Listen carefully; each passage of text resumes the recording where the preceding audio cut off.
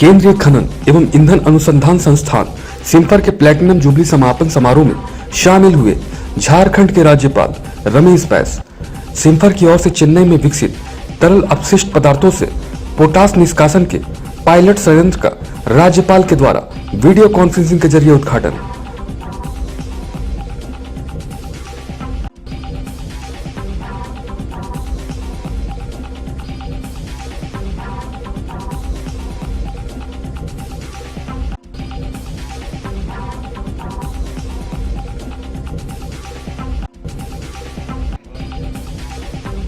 हम अपने अंदर अपने देश के प्रति भावना पैदा नहीं करें।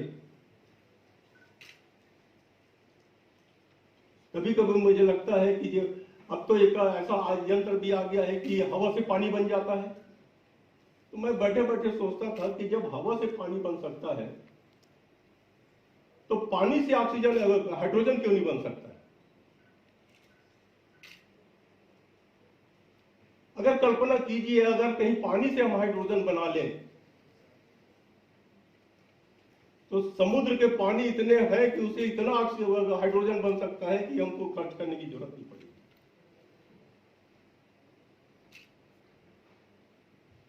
अब वही ऑक्सीजन और हाइड्रोजन मिलकर पानी बनता है। उस पानी से हम हवा से हम पानी बना सकते हैं। उस पानी से हम क्यों हाइड्रोजन अलग नहीं कर सकते?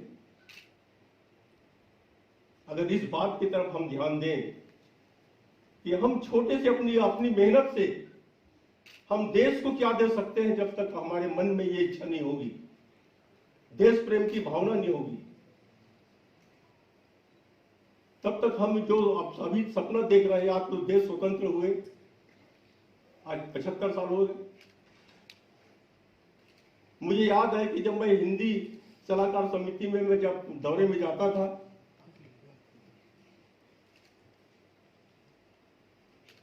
तो हमारे देश में लोगों की मानसिकता है कि अगर कोई अंग्रेजी में बोलते हैं तो बहुत बुद्धिमान समझते हैं, और कोई अंग्रेजी में हिंदी में बोल दे तो उसको ज्यादा बेवकूफ समझते हैं। और आज हमारे देश में ना हिंदी रह गया है ना अंग्रेजी रह। यह देश मेरा है, जब तक ये भावना मेरे अंदर नहीं आएगी तब तक हम देश के प्रति समर्पित नहीं हो सकते। और मुझे खुशी है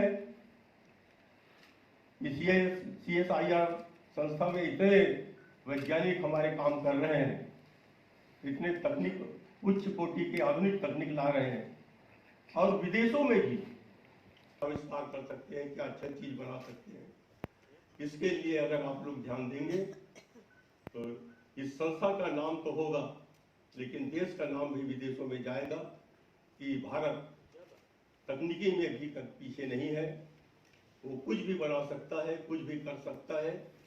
और ये बातें विदेश के लोग अब अच्छी तरह समझ गए हैं कि आने वाला समय भारत का है।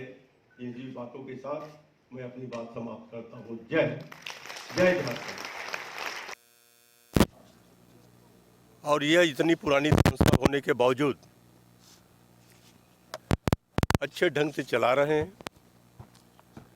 इस संस्था में जो भी काम होंगे देश को आगे बढ़ाने के लिए, यहाँ नए नए रिसर्च होते हैं, नए नए तकनीक का ज्ञान होता है। और इस संस्था से सरकार को भी और देश को भी काफ़ी अपेक्षाएं हैं कि भारत आत्मनिर्भर बने, जिसमें CSIR इनका भी भागीदारी होगा। धन्यवाद।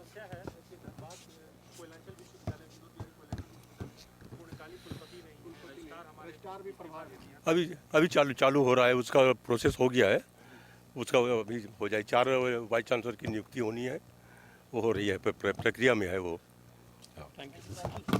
के माननीय राज्यपाल माननीय रमेश बैस जी पधारे, नीति आयोग के सदस्य डॉक्टर VK सारस्वत, हमारे अनुसंधान परिषद के सदस्य और अध्यक्ष, सारे लोग उपस्थित थे। और हम लोगों को आगे 25 साल और फिर अगर 50 साल जब भारत की 21वीं शताब्दी में विश्व गुरु बनेगा तो सिम्फर का क्या योगदान होगा, इस पर हमने चर्चा किया और माननीय राज्यपाल महोदय का हमें आशीर्वाद मिला। हम बहुत गौरवान्वित हैं और देश के अर्थव्यवस्था में यह संस्थान हमेशा योगदान करता है जैसे कि मैंने चर्चा में कहा था कि 200 से अधिक इंडस्ट्री पार्टनर्स हमारे नॉलेज पार्टनर हैं, उनको हम अपनी टेक्नोलॉजी देते हैं। 3:30 बजे से इंडस्ट्री मीट होगी, जिसमें पूरे भारत से आए हुए इंडस्ट्री के पार्टनर्स हमारे साथ साझा करेंगे और वो अपनी नीड बताएंगे, हम उसका सलूशन देंगे। यह हमारे लिए और धनबाद की जनता के लिए गौरव का क्षण है कि इतने सारे अतिथि धनबाद में आए हैं। हम आप सब लोगों का भी आभार व्यक्त करते हैं, आपने समय दिया इसके लिए धन्यवाद। तो सर, ये जो इंडस्ट्री वाले लोग हैं, इसमें क्या प्राइवेट सेक्टर है या सरकारी सार्वजनिक क्षेत्र के भी कंपनी? सारे लोग आए हैं, अपने डिफेंस के भी लोग आए हैं, प्राइवेट इंडस्ट्री के लोग आए हैं।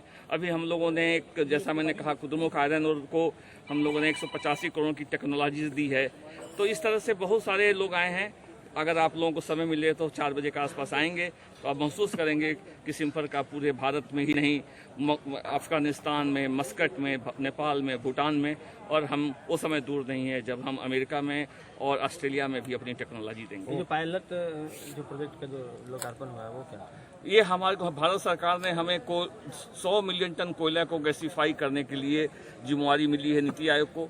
नीति आयोग के सदस्य चाहते थे कि हम उसका प्लांट लगाएं और सक्सेसफुली प्लांट हमने रन किया, और वो देख करके उनको विश्वास हो गया है कि हाई ऐश कोल, जो भारत की कोयले की यही कमी है कि हमारे पास ऐश मात्रा बहुत ज़्यादा है, वो ऐश को हम दूर कर पा रहे हैं और वो प्लांट ऑपरेशनल हो गया है। और मरकरी इमिशन का भी सेंटर ऑफ एक्सीलेंस हुआ है आज। उसके वजह से हम पूरे इंडस्ट्री में कैसे मैनेजमेंट करना है मरकरी का, कैसे कोयला को हमको ख्याल रखना है, इस पर हम चर्चा करेंगे। चेन्नई में सर पोटास फैक्ट्री जो जैसे कि माननीय राज्यपाल जी ने कहा कि भारत में 1 ग्राम भी पोटास नहीं पैदा होता है, जबकि हमारे पास सतीपुरा इलाका में राजस्थान में पोटास का भंडार है। हम नीति आयोग में पोटास माइनिंग का प्रपोजल दे चुके हैं, जिसका अप्रूवल भी हो गया है। चंदन स्टील हमारा इंडस्ट्री पार्टनर है, और चेन्नई में भी हमने PID पैरी के साथ, EID पैरी के साथ टेक्नोलॉजी ट्रांसफर करके वहाँ पर एक पायलट प्लांट लगाया है, जिसका भी लोकार्पण हुआ है। आपने देखा होगा कि वहाँ पर हम लोग पोटास का उत्पादन करना शुरू कर दिए हैं।